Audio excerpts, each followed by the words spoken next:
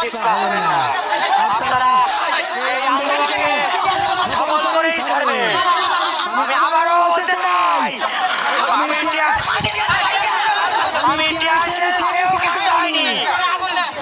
আপনারা যারা সুস্থ আছেন, আপনারা পিছপা হবেন না।